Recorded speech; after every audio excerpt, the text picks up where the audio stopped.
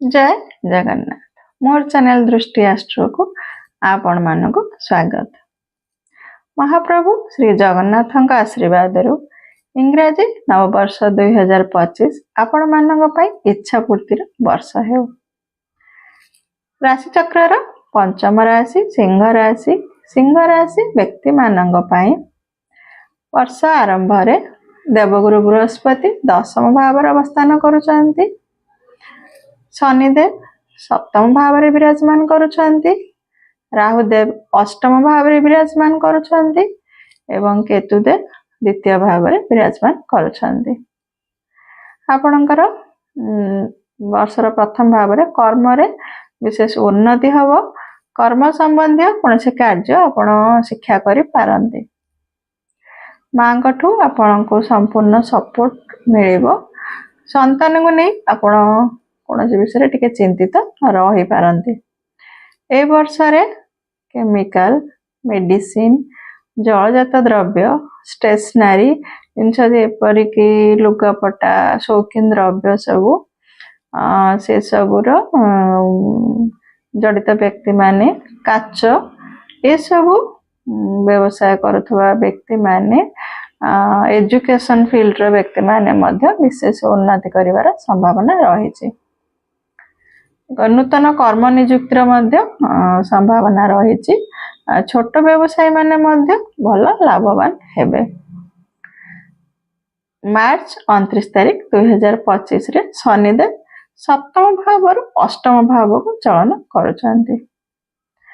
मे मास देवगुरु बृहस्पति दशम भाव एकादश भाव को चलन करुछंती। राहुदेव मे मास अष्टम भाव सप्तम भाव को चलन करुछंती।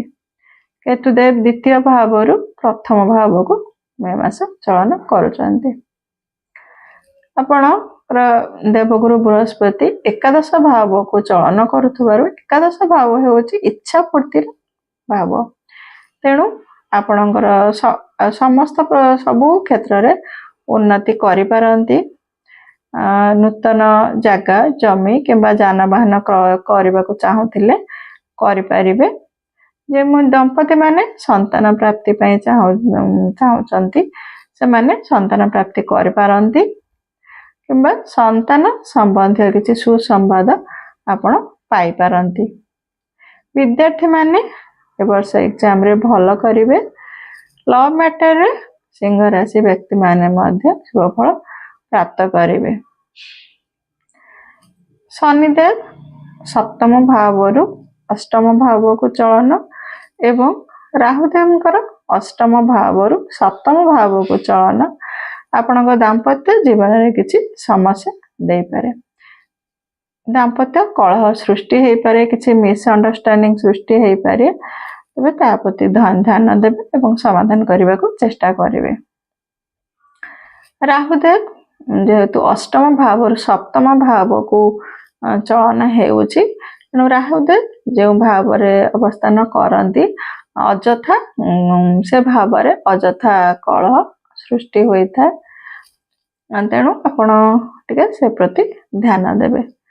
शनिदेव अष्टम भाव को चलन शनिदेव ढय आरंभ होउची आपणक राशि रे।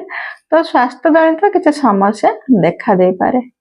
जॉइंट पेन किंबा आखि जनित समस्या डाइजेशन इश्यू ए भली किसी स्वास्थ्य जनित समस्या हेबार संभावना रही।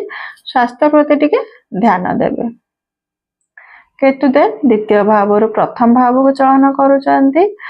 आपण कन्फ्यूज रही पारंते कोनोसी निष्पत्ति नेबारे आपण टिके व्यस्त होई पारंती। शनि ढया समय रे व्यक्ति मानकर टिके नेगेटिव थॉट्स मन को आसे व्यस्त हुअंती।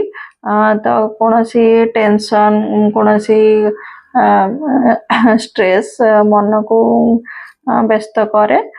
तेणु आपण धैर्यर सहित से सब जिनस को समाधान करेंगे।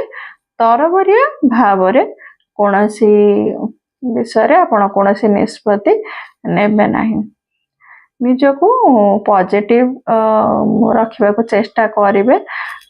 ତ କୌଣସି ସମସ୍ୟାରୁ ବାହାରି ଆସିବା ପାଇଁ ଆପଣ ଚେଷ୍ଟା କରିବେ। ଧୈର୍ଯ୍ୟର ସହିତ ସବୁ ଜିନିଷର ସମାଧାନ କରିବେ, ତେବେ ଆପଣ ଶୁଭ ଫଳ ପ୍ରାପ୍ତ କରିବେ।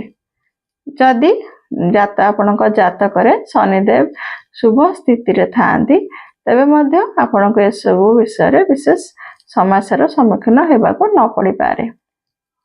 ଶୁଭ ଫଳ ପ୍ରାପ୍ତି ପାଇଁ ଆପଣ ଆଦିତ୍ୟ ହୃଦୟ ସ୍ତୋତ୍ର ଆପଣ ପାଠ କରିପାରିବେ, ସବୁଦିନ ପାଠ କରିବେ। ଦ୍ୱିତୀୟତଃ ଶନିଙ୍କ ବୀଜ ମନ୍ତ୍ର 27 ଥର ସନ୍ଧ୍ୟାବେଳେ ପାଠ କରିବେ। ଏହା ସହିତ ଆପଣ ନିଜର ଦଶା ଫଳ ମଧ୍ୟ ଦେଖିନେବେ। ଗୋଚର ଫଳ ସହିତ ଦଶା ଫଳ ମଧ୍ୟ ଆପଣଙ୍କ ଜୀବନରେ ପ୍ରଭାବ ରହିଛି। ଏ ଥିଲା ସିଂହ ରାଶି ବ୍ୟକ୍ତିମାନଙ୍କ ପାଇଁ 2025ର ରାଶିଫଳ। ତେବେ ବିଦାୟ ନେଉଛି। ଜୟ ଜଗନ୍ନାଥ।